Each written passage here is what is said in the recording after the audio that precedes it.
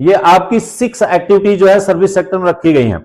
ये सारे जो क्लासिफिकेशन हम प्राइमरी, सेकेंडरी, टर्सरी जो तीनों बता रहे हैं, ये इंडिया के कॉन्टेक्स्ट में बता रहे हैं। यहां पर जो नेशनल इनकम का कैलकुलेशन किया जाता है उसके रिस्पेक्ट में आपको यहां पर हम डिस्कस कर रहे हैं। तो ये 6 एक्टिविटीज हैं। बैंकिंग और इंश्योरेंस आप समझ रहे हैं, ट्रांसपोर्ट और कम्युनिकेशन समझ रहे हैं, डिफेंस सर्विसेज है, एडमिनिस्ट्रेटिव सर्विसेज है, hotel, motel and restaurant. Economics की लैंग्वेज के हिसाब से होटल, मोटल और रेस्टोरेंट 3 तरह से है। मोटल्स में कौन से होंगे? जो हाईवे पर गैराज वगैरह है और जहां पर गैराज की व्यवस्था दी जा रही है। रेस्टोरेंट वगैरह जो आपको हाईवे पर देखने को मिलते हैं, साथ में उन्होंने गैराज का भी प्रोविजन दिया है, तो उस तरह के जो भी रहते हैं उनको जो है मोटेल्स का नाम दिया जाता है।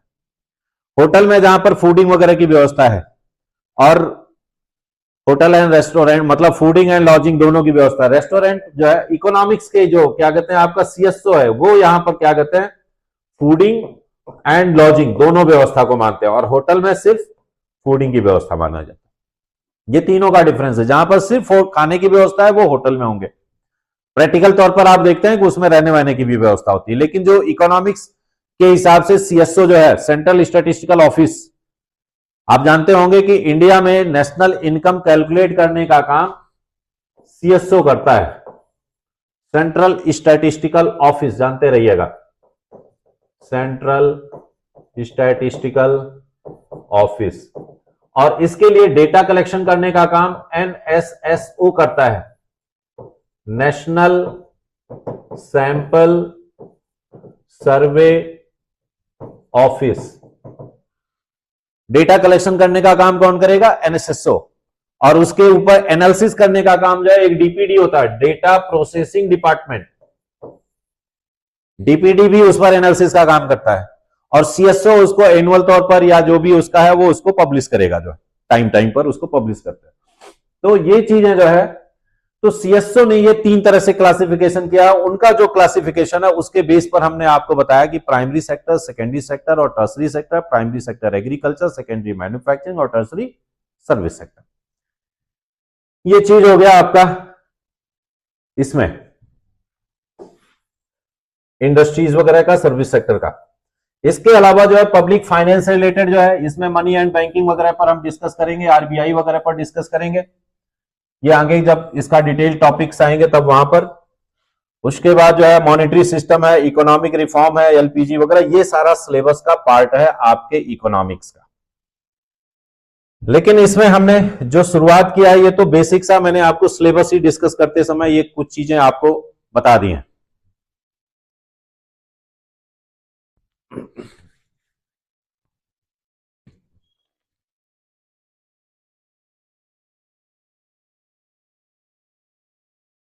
इसको हम आगे आप में से कुछ रिकॉर्डिंग वगैरह का जो है प्रोविजंस जो भी है, वो रिकॉर्डेड लेक्चर्स ऑलरेडी जो है अपलोड कर दिया जाएगा, उसके लिंक्स आपको दे दिए जाएंगे, आप उसको वहां से कर सकते हैं। जो है आप इसको ज्यादा रिकॉर्ड वगैरह करने में कंडीशन में आप लोग उस पर ना पड़ेंगे। नेक्स्ट है इकोनॉमिक्स को हम शुरुआत से फिर से थोड़ा सा फास्ट ट्रैक पर जो है थोड़ा सा रिवाइज करते हुए बढ़ेंगे। इकोनॉमिक्स कहते किसको है? सिंपल सा इसको यदि हम कहना चाहें तो इसको हम डिफाइन करते हैं नीड्स और रिसोर्स के बेस पर। नीड्स किस तरह की हैं? बेसिक नीड्स जो भी है, रोटी, कपड़ा और मकान की, ये सारी नीड्स कैसी हैं? अनलिमिटेड हैं। और इन अनलिमिटेड नीड्स को पूरा करने के लिए रिसोर्स क्या है आपके? लिमिटेड है। रिसोर्सेस क्या है? चाहे वो ह्यूमन रिसोर्स की बात करें या फिर जो है क्या कहते हैं कि हम फिजिकल रिसोर्स की बात करें या इकोनॉमिक रिसोर्स की बात करें, ये सभी रिसोर्सेस क्या है? वो लिमिटेड हैं। जबकि हमारी जो नीड्स हैं, रोटी, कपड़ा और मकान की, वो अनलिमिटेड है। तो इसीलिए यहां से हम डिफिनेशन बनाते हैं कि use of limited resource for unlimited needs is called economics. सीमित संसाधनों के उपयोग से असीमित आवश्यकताओं को पूरा करना ही अर्थशास्त्र है। यहां पर भी हमने एक वर्ड और भी अभी कहा कि यूज ऑफ। यूज के पहले भी हम एक वर्ड और यूज करते हैं, ऑप्टिमम। ऑप्टिमम का मतलब होता है समुचित, मतलब जो सीमित संसाधनों के समुचित उपयोग के माध्यम से असीमित आवश्यकताओं को पूरा करना ही अर्थशास्त्र है। सिंपल सा डिफिनीशन हो गया, मतलब उसका समुचित उपयोग करना है। समुचित में क्या है? एडम स्मिथ को इकोनॉमिक्स का फादर कहा जाता है। एडम स्मिथ ने इसमें कहा हुआ है कि इकोनॉमिक रिसोर्सेज जितने भी हैं, चाहे वो कोई भी रिसोर्सेस हो, उन सभी रिसोर्सेज पर जितना हमारा हक है उतना ही आगे आने वाली जनरेशन का भी हक है। इसलिए इकोनॉमिक रिसोर्सेज में इकोनॉमिक्स के तौर पर यदि हमें यूज करना है तो हमें इस तरह से करना चाहिए कि इकोनॉमिक रिसोर्सेज की आज की भी आपकी नीड पूरी हो जाए और कल के लिए भी हमारे पास रिसोर्स बचा रहे। यदि ऐसा है तब वो हमने क्या किया है, उसका एक ऑप्टिमम यूज किया है। तो इसीलिए जो है क्या कहते हैं, इकोनॉमिक्स में क्या किया जाता है, optimum use of limited resource is called economic. मतलब आप इकोनॉमिक्स में क्या होगा, ऑप्टिमम यूज को ही फोकस करेंगे। यहां पर जितनी भी पॉलिसी बनेगी वो सारी की सारी किस बेस पर होगी कि आज की भी आपकी नीड पूरी हो और कल के लिए भी आपके पास बचा रहे वो रिसोर्स। तो ऐसी एक सिचुएशन है तो उसको हम क्या कहते हैं, इकोनॉमिक। तो ये सिंपल सा डिफिनीशन था जो है। हाँ, यहां पर एक डिफिनीशन आप नीचे देख रहे हैं, economics is what economics to do. अर्थशास्त्री जो कुछ भी करता है उसी को अर्थशास्त्र कहते हैं। इकोनॉमिक्स जो भी कुछ करता है उसी को अर्थशास्त्र कहते हैं। ये जैकब वीनर ने दे रखी है। और इसके अलावा ये भी डिफिनीशंस हैं जो नीड और इसके बेस पर है। रॉबिन्सन ने जो है इस डिफिनीशन को दिया हुआ है, नीड और इसको लिमिटेड रिसोर्सेज के यूज को लेकर के उन्होंने डिफाइन किया। नेक्स्ट आते हैं डेवलपमेंट और अंडर डेवलपमेंट। डेवलपमेंट की यदि बात की जाए तो इकोनॉमिक रिसोर्स, ऐसे कंट्री जो इकोनॉमिक रिसोर्स का ऑप्टिमम यूज करने की कंडीशन में आ चुके हैं वो डेवलप्ड कंट्री है। जहां पर इकोनॉमिक रिसोर्स का ऑप्टिमम यूज होने के साथ साथ उन रिसोर्सेज पर सबको जो है इक्वल राइट्स मिल रहा है, डेवलप्ड कंट्री है। जहां पर इकोनॉमिक रिसोर्सेज का प्रॉपर तौर पर यूटिलाइज नहीं हो पाया है, अभी तक नहीं कर पा रहे हैं, वो अंडर डेवलप्ड है या वो डेवलपिंग है। इसीलिए अंडर डेवलप्ड को जो है वर्ल्ड बैंक ने कई नाम दिए हैं, वो नीचे मैंने लिख रखे हैं। Less develop, semi develop, developing, backward country, poor country, agriculture country, south country, red donkey country, slum of the world. ये सारे नाम जो है किसके लिए आते हैं, अंडर डेवलप्ड इकोनॉमी के लिए या अंडर डेवलप्ड कंट्री जितने भी हैं उनके लिए ये वर्ड आते हैं। इसी तरह से आगे हमने कहा कि प्राइवेट सेक्टर और पब्लिक सेक्टर। अब प्राइवेट और पब्लिक सेक्टर की बात करें तो यहां पर भी हम क्लासिफाई करते हैं। प्राइवेट सेक्टर का क्या ऑब्जेक्ट होगा, मैक्सिमम प्रॉफिट। उनका उद्देश्य क्या होगा, प्रॉफिट ओरिएंटेड होगा। वो चाहेंगे कि अधिक से अधिक जो है प्रॉफिट होना चाहिए। इसके साथ साथ यदि क्या कहते हैं कि यदि हम पब्लिक सेक्टर की बात करें तो पब्लिक सेक्टर क्या चाहता है, मैक्सिमम पब्लिक वेलफेयर की बात करते हैं। गवर्नमेंट का काम क्या है, पब्लिक वेलफेयर का है। वो लोगों के कल्याण के लिए काम करेगा। किस तरह से काम करेगा, डिफरेंट तरह की स्कीम्स के माध्यम से करेंगे। चाहे वो क्या कहते हैं हेल्थ से रिलेटेड हो, चाहे वो उनकी लॉन्गिविटी से रिलेटेड हो, चाहे वो उनकी पर कैपिटा इनकम से रिलेटेड हो, चाहे वो अदर किसी सेक्टर से रिलेटेड हो, चाहे वो एजुकेशन है, एम्प्लॉयमेंट है, इन सब से रिलेटेड यदि है तो पब्लिक वेलफेयर से रिलेटेड जहां पर काम किए जाते हैं वो ज्यादातर कंट्रीज जो है पब्लिक सेक्टर की बात करते हैं। और जहां पर प्रॉफिट ओरिएंटेड की बात की जाती है वो प्राइवेट सेक्टर की बात करते हैं। अब यदि कोई कंट्री ऐसा है जहां पर 95% प्राइवेट सेक्टर के हाथ में है, 5% ये पब्लिक सेक्टर के हाथ में है, तो ऐसी इकोनॉमी को हम कह लेते हैं कि कैपिटलिस्ट इकोनॉमी, पूंजीवादी कंट्री जो है। एग्जाम्पल के तौर पर हम यूएसए की बात कर सकते हैं। एक उद्देश्य क्या होगा, मैक्सिमम लाभ अर्जित करना। लेकिन कुछ कंट्री ऐसे होते हैं जहां पर प्राइवेट सेक्टर का रोल महज 5-7%, 5-10% है, लेकिन पब्लिक सेक्टर का रोल ज्यादातर है। ज्यादातर गवर्नमेंट ही अपने ऊपर लाइबिलिटी ली हुई है, वो खुद ही अपनी जिम्मेदारी लिए हुए हैं, अकाउंटेबिलिटी के साथ में वो काम कर रहे हैं। लगभग 90-95% जो है वो पब्लिक सेक्टर के हाथ में है, बल्कि सिर्फ 5 से 10% जो है प्राइवेट सेक्टर के हाथ में है। तो ऐसी इकोनॉमी को हम क्या कहते हैं, socialist economy, Samajwadi country. Example के तौर पर चाइना और रशिया वगैरह की बात कर सकते हैं। इनका उद्देश्य क्या है, मैक्सिमम पब्लिक वेलफेयर की बात करते हैं। लेकिन कुछ कंट्री ऐसे हैं जहां पर प्राइवेट सेक्टर का रोल जो है 45-55% है, पब्लिक सेक्टर का रोल जो है 55-45% के लगभग है, मतलब बीच में, इस तरह से मिड में है। तो ऐसी इकोनॉमी को हम क्या कहते हैं, मिक्स्ड इकोनॉमी। मिक्स्ड इकोनॉमी का मतलब जो है, एग्जांपल हम किसको लेते हैं, इंडिया की बात करते हैं कि भारत क्या है, वो मिक्स्ड इकोनॉमी का कंट्री है। यदि मिक्स्ड इकोनॉमी की कंट्री की यदि हम बात कर रहे हैं तो मतलब यहां पर क्या है कि maximum public welfare with profit, दोनों चीजें मिड में है ना, इसलिए दोनों को इसमें ऐड कर दिया जाए। क्या कहा कि हमने कहा maximum public welfare with profit. लेकिन यहां पर भी अभी हमने एक चीज देखी, आप यूपीएससी की प्रिपरेशन कर रहे हैं या स्टेट कमीशन की प्रिपरेशन कर रहे हैं तो आप वर्ड्स पर बहुत ध्यान दें। हमने कहा maximum public welfare with profit. यदि कहीं पर यह मिल जाए कि maximum profit with public welfare, तो ऑप्शन गलत होगा। क्यों? क्योंकि ऐसी मिक्स्ड इकोनॉमी में प्राइमरी ऑब्जेक्ट उनका पब्लिक वेलफेयर का होता है।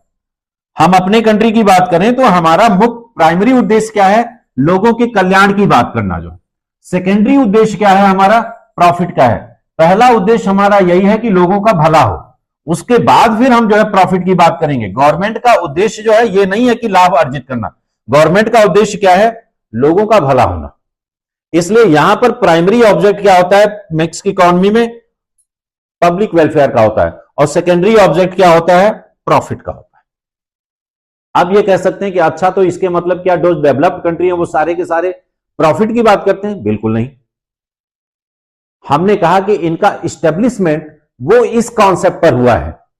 उनका इस्टेब्लिशमेंट, जो कैपिटलिस्ट कंट्री है, पूंजीवादी कंट्री है, उनका उद्देश्य जरूर है कि मैक्सिमम प्रॉफिट का, लेकिन वो भी प्रॉफिट जो है पब्लिक वेलफेयर के साथ करते हैं। एग्जाम्पल की बात करें कि यदि हम यूएसए की बात कर लें, या जर्मनी की बात कर लें, या फ्रांस की बात कर लें, या यूके की बात कर लें, इन कंट्री का इस्टेब्लिशमेंट हो सकता है कि मैक्सिमम प्रॉफिट को सोच करके हुआ हो, लेकिन हमारे देश से ज्यादा जो है वो पब्लिक वेलफेयर की बात करते हैं। जर्मनी में यदि किसी के घर में आग लग जाए या कुछ हो जाए, या जैसा हो जाती है क्लाइमेटिक डिजास्टर या किसी तरह से, तो उसके पास जो है 24 घंटे के अंदर ही जो है उसको तुरंत जो है सारा घर का रहना, खाना पीना सब कुछ उसको अवेलेबल करा दिया जाता है। क्या हमारे यहां है? नहीं है। क्यों? इसका मतलब ये थोड़ी है कि वो क्या कहते हैं पब्लिक वेलफेयर की बात नहीं सोच रहे हैं। हमारे यहां से ज्यादा जो है पब्लिक वेलफेयर की बात सोच रहे हैं। लेकिन वहां पर इस चीज को भी जो है मार्केट ओरिएंटेड कर दिया गया है, मतलब प्रॉफिट ओरिएंटेड कर दिया गया है। आपका घर भी होगा तो उसको भी आप इंश्योर करा देंगे। जो आपकी जितनी भी इनकम होगी, आप जर्मनी वगैरह में क्या है कि जो भी वहां के पब्लिक है वो अपनी गुड्स जो भी हैं उनको भी इंश्योर करा देते हैं। 24 आवर के अंदर जो है इंश्योरेंस कंपनी देगी। जो है हमारे यहां तो हम पब्लिक हेल्थ पर भी नहीं, अपना यदि हेल्थ इंश्योरेंस लेना हो तो उस पर भी हम 10 बार सोचते हैं कि अच्छा क्या करना है, कौन हम हर साल बीमार होते हैं। ये सारी चीजें हैं। तो इसलिए जो है हमारा और उनकी सोच में बहुत अंतर है। वहां पर इसीलिए जो है गवर्नमेंट की अकाउंटेबिलिटी अपने आप कम हो जाती है, क्योंकि उन्होंने कई चीजें ऐसे निश्चित कर रखी हैं कि जो कि आपको करना ही करना है। तो खैर ये हो गया प्राइवेट सेक्टर और पब्लिक सेक्टर के बेस पर जो है इकोनॉमी का क्लासिफिकेशन। हमने एक नीचे और लिख रखा है कि first world country, second and third world country. First world country उनको कहेंगे जो डेवलप्ड है और कैपिटलिस्ट कॉन्सेप्ट के हैं। सेकेंड वर्ल्ड कंट्री उसको कहेंगे जो डेवलप्ड है लेकिन जो है उनका कॉन्सेप्ट सोशलिस्ट कॉन्सेप्ट का है, तो उनको हम जो है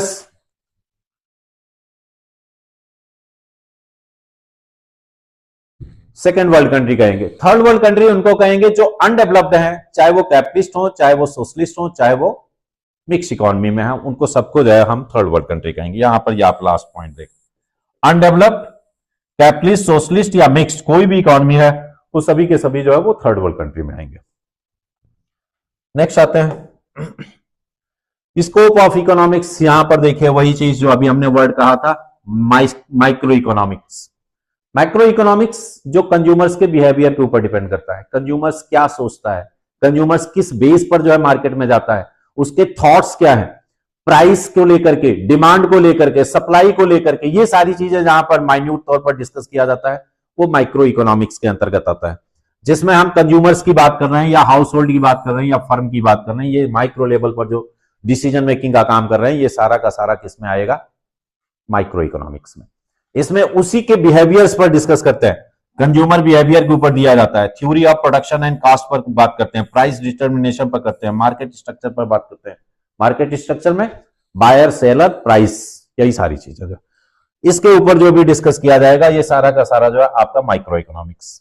मैक्रो जहां पर होल तौर पर हमने कहा कि पॉलिसी फॉर्मेशन की बात हो, चाहे वो फिजिकल पॉलिसी की बात हो, चाहे वो बजटरी पॉलिसी की बात हो, चाहे वो मॉनेटरी पॉलिसी की बात हो, इस तरह की जहां पर भी किए जाएंगे, एक होल इकोनॉमी की बात करते हैं, तो वहां पर जो है उसको हम माइक्रो इकोनॉमिक्स में रखेंगे। नेशनल इनकम की बात कर रहे हैं, इकोनॉमिक ग्रोथ की बात कर रहे हैं, इन्फ्लेशन, एम्प्लॉयमेंट, मॉनेटरी, ये सारी फिजिकल, ये सब जहां पर हम डिस्कस करेंगे उसको जो है मैक्रो इकोनॉमिक्स में रखेंगे।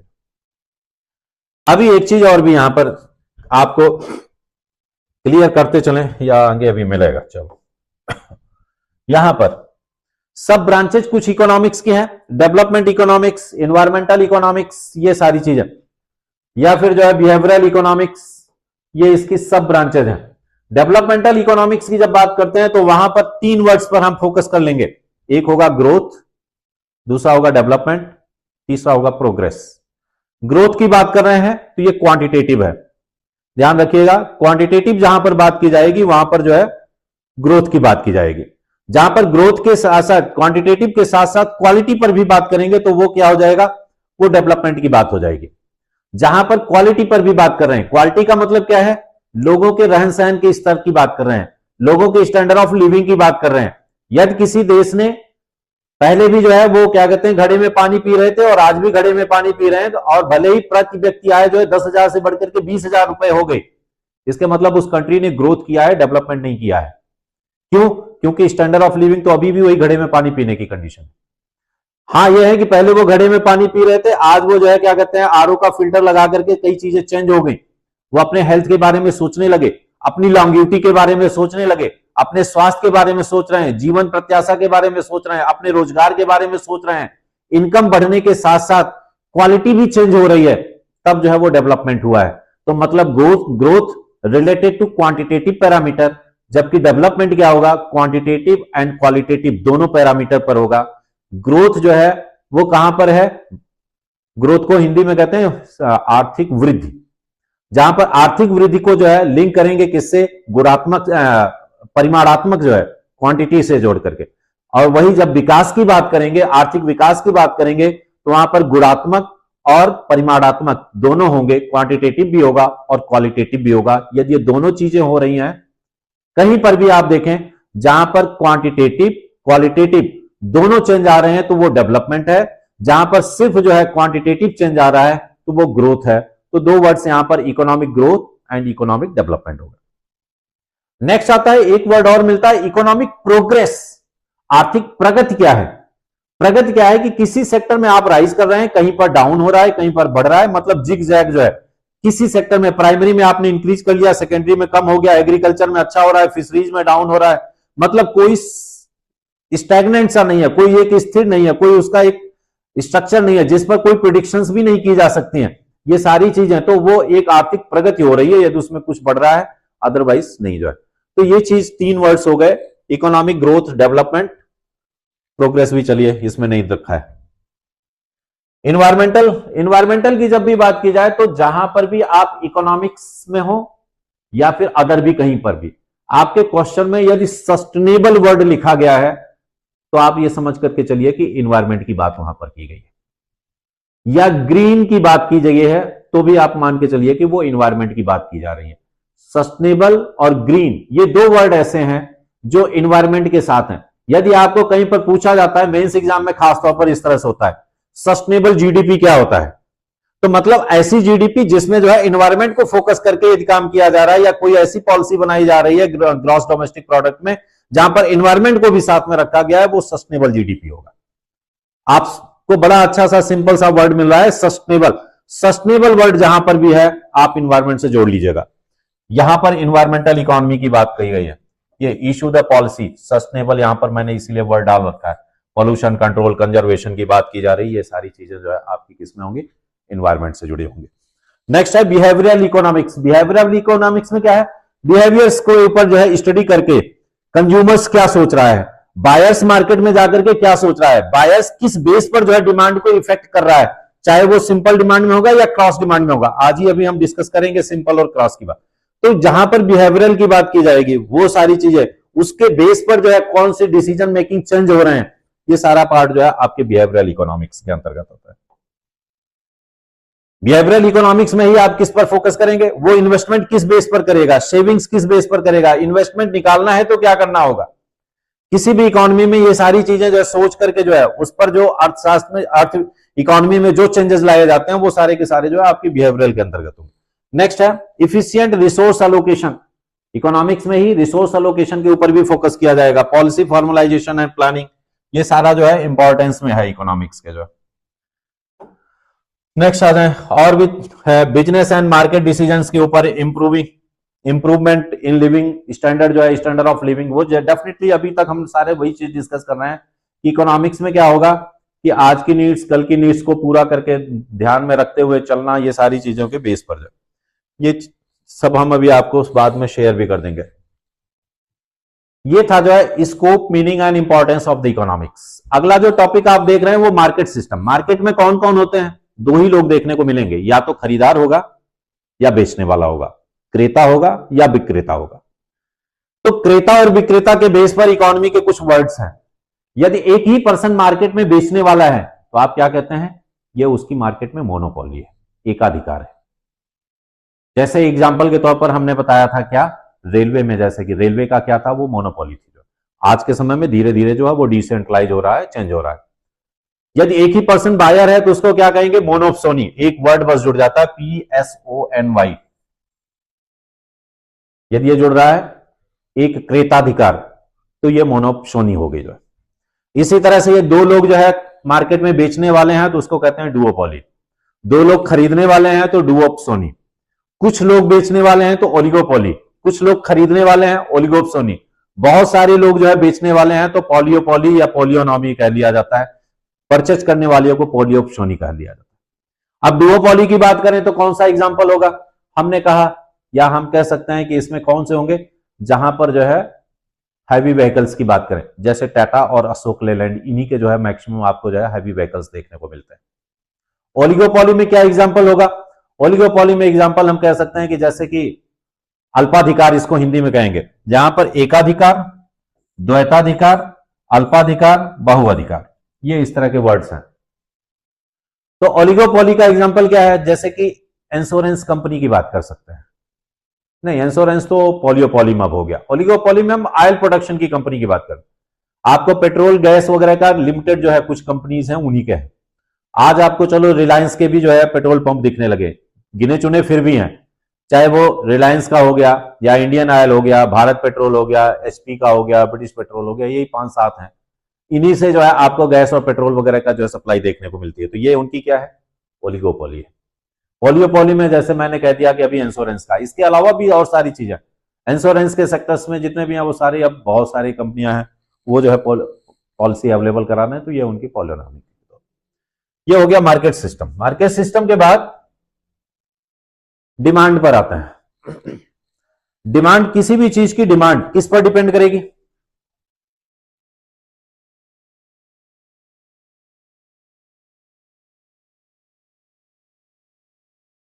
डिमांड यदि आप देखेंगे, ये फंक्शन किसका किसका हो सकता है। आप किसी भी चीज की मांग किस पर निर्भर करेगा? आपके पॉकेट में पैसे होंगे तब आप डिमांड करेंगे, इनकम पर। और किस पर डिमांड करेंगे? जब आपको नीड होगी तब आप उस पर सोचेंगे। और किस पर करेंगे? प्राइस, जिस गुड्स को आप परचेज करने जा रहे हैं उस गुड्स की प्राइस पर। और किस पर होगा? प्राइस रिलेटेड गुड्स, जो उससे रिलेटेड गुड्स हैं उन पर निर्भर करेगा। अदर भी चीजें हो सकती हैं। तो यहां से यदि हम इनकम को आई से दिखा दें, नीड को एन से दिखाएं, प्राइस को PR से दिखा रहे हैं, रिलेटेड गुड्स को PR- से कह दें, अदर, तो हम ये कह सकते हैं कि डिमांड क्या है? इन सब का फंक्शन है। नीड का, इनकम का, प्राइस का, प्राइस रिलेटेड गुड्स का, इन सब चीजों का फंक्शन है। इन्हीं के ऊपर ये डिपेंड करता है। अब इन पर डिपेंड करता है तो हम गुड्स की जो प्राइस है, इकोनॉमिक्स में जब हम माइक्रो इकोनॉमिक्स की स्टडी करते हैं तो कोई दो पैरामीटर पर ही हम डिस्कशन करते हैं, डिमांड और प्राइस। आप मार्केट में जाते हैं तो सिर्फ दो ही चीजें ज्यादातर सोच के चलते हैं, डिमांड और प्राइस पर। आपकी आवश्यकता कितनी है, आपको मांग उसकी कितनी है, और क्या उसकी कीमत है। अदर रिलेटेड गुड्स पर सोचते हैं, वो इफेक्ट करेगा किस पर? आपकी डिमांड को। लेकिन ये दो चीजें जो है सोच करके चलते हैं। तो यहां पर यदि हम देखेंगे तो डिमांड क्या है? फंक्शन ऑफ द, मेन तौर पर देखें प्राइस, कब? जब ये सारी चीजें आपकी कांस्टेंट हो। कौन कौन सी? एक्सेप्ट हम प्राइस को छोड़ करके अदर चीजों को हम कह लें कि फिक्स है। आपकी इनकम 1000 रुपए फिक्स है, नीड भी आपकी फिक्स है, प्राइस उससे जुड़ी हुई अदर चीजों की वो फिक्स है। सिर्फ जिस चीज को खरीद रहे हैं उसकी प्राइस वेरिएबल है। जिस वस्तु को आप खरीद रहे हैं उसकी कीमत को छोड़ करके यदि अन्य सभी घटक जो है वो कांस्टेंट हैं तो उस समय आपकी मांग किस पर निर्भर करेगी? जिस चीज को खरीद रहे हैं उसी की कीमत के ऊपर निर्भर करेगा। इसीलिए हम कहते हैं demand is function of price. अब उसके ऊपर कैसे निर्भर करेगा वो आप देखें। टेबल एक होगी, पीछे आते हैं थोड़ा, इसी पर रहते हैं, ये नीचे मैंने रखा हुआ है। नॉर्मली इकोनॉमिक्स में क्या करते हैं हम कि प्राइस को वाई एक्सिस पर लेते हैं और डिमांड और सप्लाई वगैरह को हम एक्स एक्सिस पर लेते हैं, और उसके बाद देखें एक कर्व किस तरह का बनता है। फॉर एग्जाम्पल आपकी इनकम कितनी है? फिक्स है 500 रुपए की, ये आपकी इनकम है, और यहां पर हमने डिमांड रखा है D1, D2, D3 और D4, और ये 10, 20, 30। फॉर एग्जाम्पल यहां पर देखिए प्राइस ये 10 का है, यहां पर ये 10, 20, 30, 40, 50 इस तरह से, यहां पर भी ये 10, 20, 30, 40, 50। यदि आपकी 10 की कीमत है तो आप कितने की डिमांड करेंगे? 50 की डिमांड यहां पर। यदि यही 20 का हो जाएगा तो कितने की डिमांड है? ये 500 का, ये 600, ये बढ़ा दिया जाए थोड़ा। चलो इसको हम अलग एग्जांपल लेते हैं। यदि आपकी 1000, यहां पर हमने लिया कि 500 आपकी इनकम फिक्स है, हमने इसको कांस्टेंट मान लिया। एक चीज और जानते रहे, जब जो कांस्टेंट यदि हम कह लेते हैं अदर पैरामीटर, तो उसको इकोनॉमिक्स की लैंग्वेज में कहा जाता है सेटिरस पेरिबस कंडीशन। ये ध्यान रखिएगा, पूछा जाता है अक्सर इकोनॉमिक्स में कि इकोनॉमिक्स के अदर पैरामीटर कांस्टेंट होते हैं तो उसको क्या कहते हैं? सेटिरस पेरिबस कंडीशन।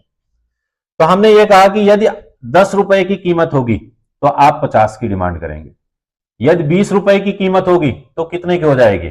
25 की डिमांड आपकी आ जाएगी। यदि 40 की तो और भी कम हो जाएंगे ये, और ये 50 कीमत हो जाएगी तो कितने की हो जाएगी? 10 की डिमांड।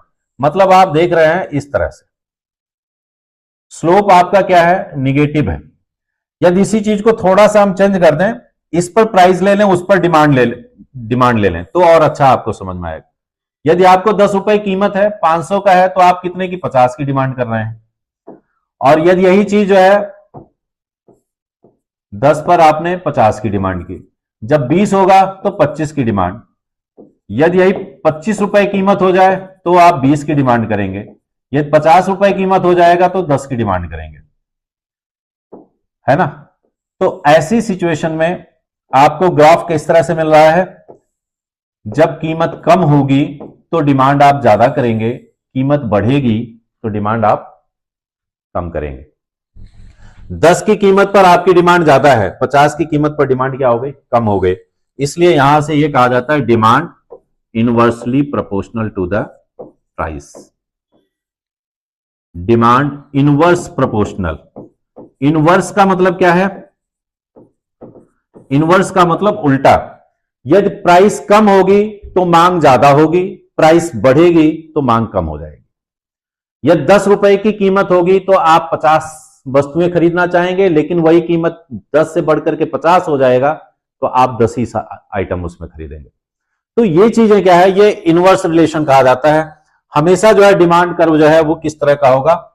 नेगेटिव स्लोप का होगा। लेकिन अब यहां पर एक चीज और भी हम लेंगे, कुछ ऐसी भी सिचुएशन होती है जब डिमांड कर्व निगेटिव ना होकर के पॉजिटिव होता है। कब होगा? उसको हम कहेंगे एक्सेप्शन ऑफ डिमांड रूल। कहा जाता, पूछा जाता है कि एक्सेप्शन ऑफ डिमांड रूल में क्या होगा? Demand directly proportional to the price होगा।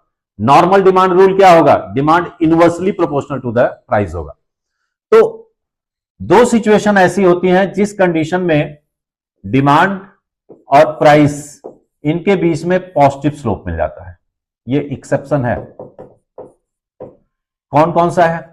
एक तो हम कहते हैं गिफिन गुड्स।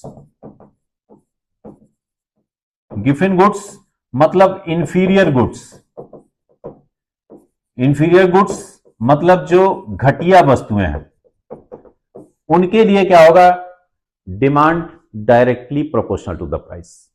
घटिया वस्तुएं कैसे, मोटा अनाज की बात करें, आम पब्लिक की बात करें, जो आप गेहूं का कंजम्पशन कर रहे हैं, उसकी चीज खा रहे हैं, गेहूं वगैरह का यूज कर रहे हैं, गेहूं की कीमत 25 रुपए से बढ़कर के 50 रुपए हो जाए तो आम आदमी क्या सोचेगा, एक हम नॉर्मल कॉमन मैन की बात कर रहे हैं, गांव के जो रहने के, वो कहेंगे कि जब तक क्या कहते हैं अगली फसल नहीं आ जाती तब तक मोटा अनाज बाजरा वगैरह ले लो, बाजरा और इस सबको मिला करके उसको खाना शुरू कर दो, चाहे भले ही उस समय बाजरा की कीमत इंक्रीज हो जाए तो भी जो है क्या कहते हैं कि उस समय डिमांड किसकी बढ़ेगी, वो मोटे अनाज की बढ़ जाएगी।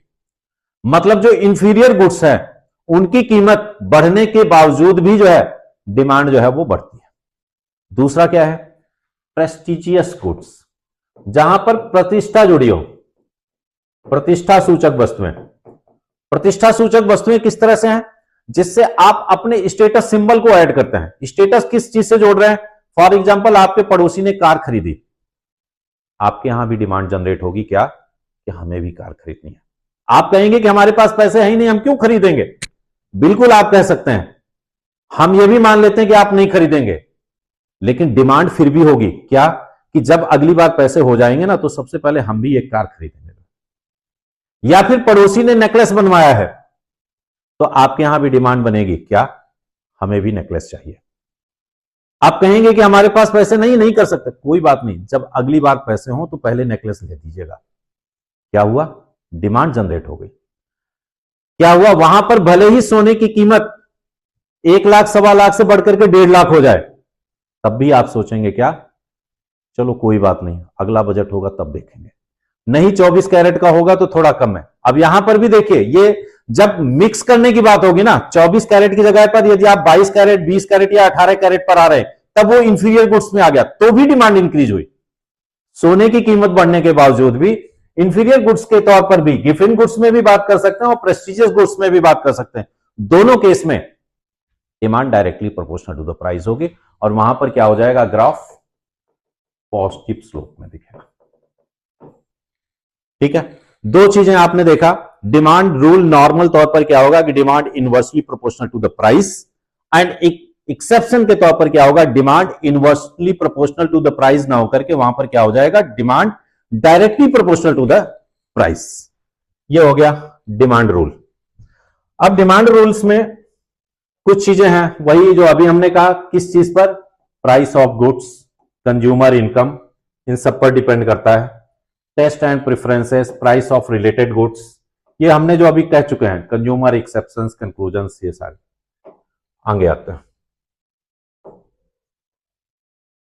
ये तो वही है, देख लीजिए एक बार ब्रीफ इसको हम कर देते हैं।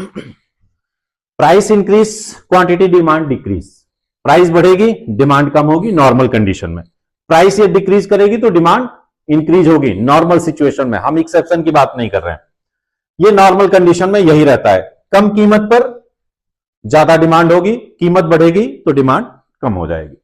डिमांड कर्व जो है हमने कहा था निगेटिव ग्रोथ में रहेगा, निगेटिव स्लोप में, लेफ्ट में ज्यादा रहता है, लेफ्ट टू राइट वो स्लोप इस तरह से रहेगा।